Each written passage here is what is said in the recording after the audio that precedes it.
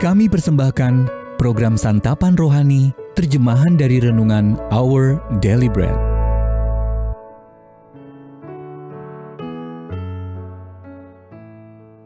Sahabat ODB, pembacaan Alkitab hari ini terambil dari 1 Korintus, pasal yang ke-12 ayat yang ke-18 sampai dengan ayat yang ke-30.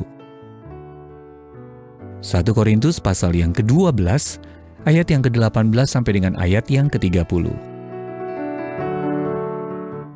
Tetapi Allah telah memberikan kepada anggota masing-masing secara khusus suatu tempat pada tubuh, seperti yang dikehendakinya. Andai kata semuanya adalah satu anggota, di manakah tubuh? Memang ada banyak anggota, tetapi hanya satu tubuh. Jadi mata tidak dapat berkata kepada tangan, "Aku tidak membutuhkan engkau." Dan kepala tidak dapat berkata kepada kaki, "Aku tidak membutuhkan engkau." Malahan, justru anggota-anggota tubuh yang nampaknya paling lemah, yang paling dibutuhkan. Dan kepada anggota-anggota tubuh yang menurut pemandangan kita kurang terhormat, kita berikan penghormatan khusus. Dan terhadap anggota-anggota kita yang tidak elok, kita berikan perhatian khusus. Hal itu tidak dibutuhkan oleh anggota-anggota kita yang elok.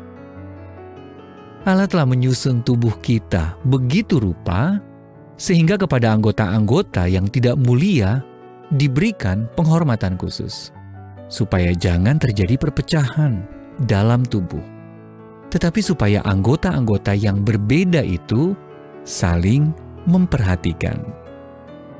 Karena itu, jika satu anggota menderita, semua anggota turut menderita.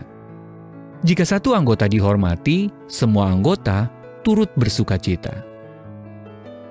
Kamu semua adalah tubuh Kristus dan kamu masing-masing adalah anggotanya. Dan Allah telah menetapkan beberapa orang dalam jemaat. Pertama sebagai rasul, kedua sebagai nabi, ketiga sebagai pengajar. Selanjutnya, mereka yang mendapat karunia untuk mengadakan mujizat, untuk menyembuhkan, untuk melayani, untuk memimpin, dan untuk berkata-kata dalam bahasa roh. Adakah mereka semua rasul? Atau nabi? Atau pengajar? Adakah mereka semua mendapat karunia untuk mengadakan mujizat? Atau untuk menyembuhkan? Atau untuk berkata-kata dalam bahasa roh?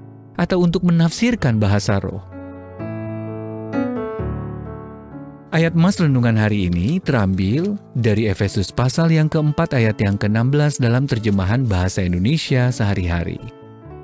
Di bawah pimpinannya, semua anggota tubuh itu tersusun rapih dan saling dihubungkan oleh sendi-sendinya masing-masing.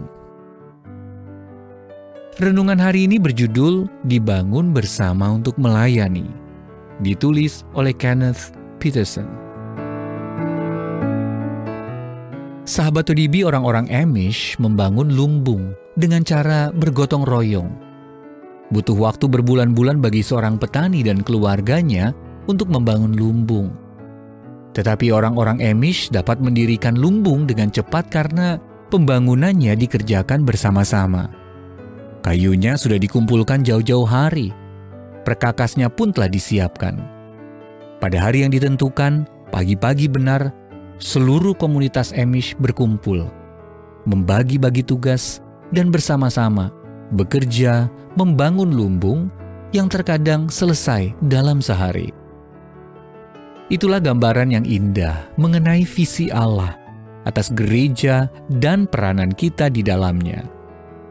Alkitab menulis, "Kamu semua adalah tubuh Kristus dan kamu masing-masing adalah anggotanya." Allah sudah memperlengkapi kita masing-masing seperti yang seharusnya, sebagai bagian dari satu tubuh yang tersusun rapi dan saling dihubungkan. Efesus pasal yang keempat ayat yang ke-16 dalam terjemahan bahasa Indonesia sehari-hari. Dalam komunitas, kita dinasihati untuk saling membantu dan menanggung beban. Galatia pasal yang ke-6 ayat yang kedua dalam terjemahan bahasa Indonesia sehari-hari. Namun kita kerap melakukan semuanya seorang diri. Kita menyembunyikan kebutuhan kita karena kita tetap ingin memegang kendali.